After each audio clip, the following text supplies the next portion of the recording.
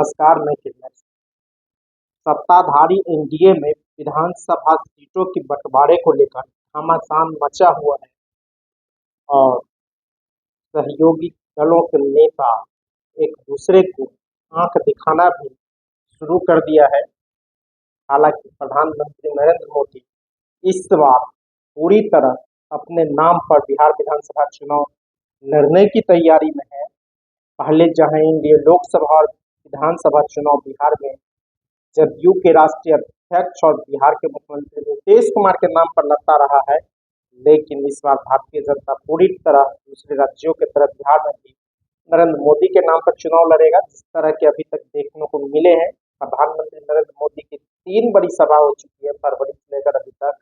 पटना में road show भी हो चुका है और अब सीट बंटवारे को लेकर जो चर्चा रही है, इसमें जो जेडीयू के तरफ से प्रस्ताव दिया गया है, उसमें कहा गया है जेडीयू बीजेपी बराबर बराबर सीट पर लड़े, 101 लोजपा को 30 सीट दिया जाए, हमको 7 पिछले साल की तरह, पिछले चुनाव की तरह, और राष्ट्रीय लोक मोर्चा को 4 सीट। लेकिन यह शर्त मानने को कोई तैयार नहीं दिख रहा है। भारतीय जनता पार्टी जहां जेडीयू को 75 सीट देने की बात कर रहा है, लेकिन यह मानने के लिए कोई तैयार नहीं। और हाल ही में लोक जनशक्ति पार्टी रामविलास के राष्ट्रीय अध्यक्ष और केंद्रीय मंत्री चिराग पासवान ने कह दिया, चर्चा है 30 सीट पर, लेकिन हम सम्मानजनक सीट से कम नहीं लेंगे और बिहार हमको बुला रहा है, यानी केंद्र की राजनीति में बिहार की राजनीति और बिहार विधानसभा चुनाव लड़ने का ऐलान कर दिया। वहीं हमके संरक्षक जीतन राम मांझी भी कई बार कह चुके हैं कि हमें 40 सीट चाहिए।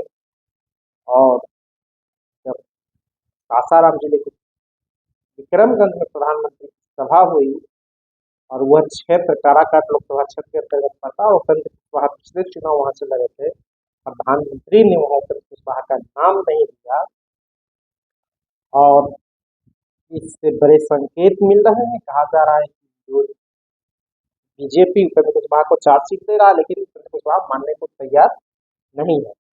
2020 की बिहार विधानसभा चुनाव की बात की जाए तो उस चुनाव में बिहार विधानसभा की 243 सीटों में से 121 बीजेपी के खाते में गई थी और 122 जेडीयू के खाते में। बीजेपी ने अपने खाते में से 11 सीट वीआईपी को दी थी, जबकि नीतीश कुमार की पार्टी जेडीयू ने 7 सीटें हमको दिया था। अगर चुनाव परिणाम 2020 का देखा जाए तो 2020 के बिहार विधानसभा चुनाव में जदयू 115 सीट पर लड़ा और उसे 45 सीट पर जीती थी। भाजपा 110 सीट पर लड़ी, उसे 74 सीटों पर जीती थी। वीआईपी को 11 सीट मिला था, इसमें से अधिकांश उम्मीदवार बीजेपी के ही थे, बीजेपी के सिंबल पर लड़ रहे थे, उसे 4 सीट पर जीती थी। हमको 7 सीट मिली थी, उसे 4 सीटों पर जीती। हमको जेडीयू ने अपने हिस्से से 7 सीट दिया था, तो वीआईपी को भाजपा ने अपने हिस्से से 11 सीट। और अभी एनडीए से वीआईपी चला गया और 2 नई पार्टी एनडीए में शामिल हो गया, उपेंद्र कुशवाहा की राष्ट्रीय लोक मोर्चा और चिराग पासवान की लोक जनशक्ति पार्टी रामविलास शामिल है।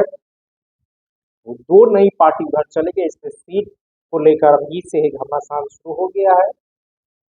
और दूसरी तरफ महागठबंधन में अभी तक कहा जा रहा है सीट बंटवारे की कोई चर्चा नहीं। वहां भी भाकपा माले और कांग्रेस चाह रहे हैं सीटों का बंटवारा हो, लेकिन राजद सीट बंटवारे पर तो बातें नहीं कर रहा। और चर्चा है कि राजद अक्टूबर के प्रथम सप्ताह में जाकर सीटों का बंटवारा करेगा, क्योंकि इस बार 18वीं बिहार विधानसभा का चुनाव नवंबर में होगा। छठ पूजा 22 अक्टूबर को समाप्त हो रहा है और 2 से 3 चरणों में चुनाव कराने की तैयारियां 16 या 17 नवंबर को मतगणना होगी।